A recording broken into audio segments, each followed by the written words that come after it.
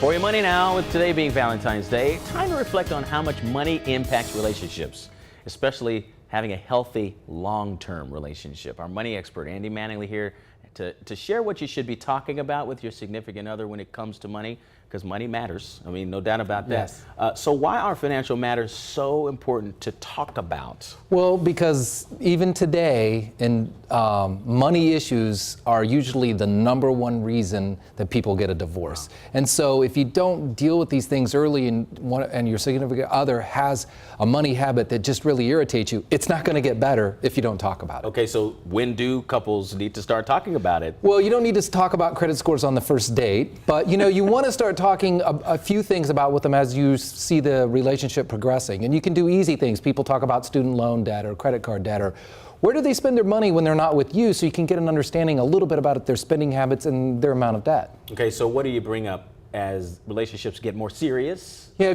if you're pretty sure that you're both going to join together your financial relationship, you really should talk through things like what your credit score is and how much debt you have, because as you do things together, you're going to have big plans, and you want to make sure that you need to resolve some issues, because that could be a real surprise if you go to buy your home for the first time and you didn't realize that your spouse had really bad credit. So what are the bigger reasons married couples have difficulty in the financial aspect of the relationship? One of the things is not kind of understanding each other's money personality, and it's kind of a basic thing. Some people may say it's okay to spend $100, and that's the limit. If I'm going to spend over 100, I need to talk to my spouse about it or my financial partner. And another person say, I can spend up to 1,000 and then we'll talk. Well, if you have both of those people, you kind of got a problem right there. That's a lot of extra money to spend that the other person didn't think. So you need to talk through those things. So do you need to have similar outlooks on finances in order to succeed? No, you really don't. I mean, actually, I think recent studies have shown that a lot of times opposites do attract, even in money personalities.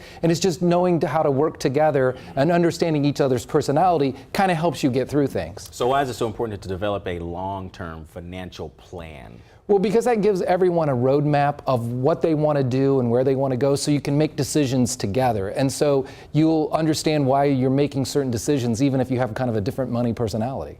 So what would you say is the most important advice for couples to avoid fighting over money? Well, I think the most important thing is that they have to remember is that it's not one person wins or the other person wins. You're a team now, so when you make a decision, it's a point for the team, it's not a point for each other, and if you can keep that mentality going, even if you have a disagreement, you'll come back to either the plan or the fact that, hey, we're doing this together, so we both win. So I think that's the best way to avoid it. Which is another way of you saying the guy should say, yes, dear. I did not say that. Yeah, okay, well, it works for me. Yes, I understand Whatever that. you want, honey. All right, Andy, good to see you.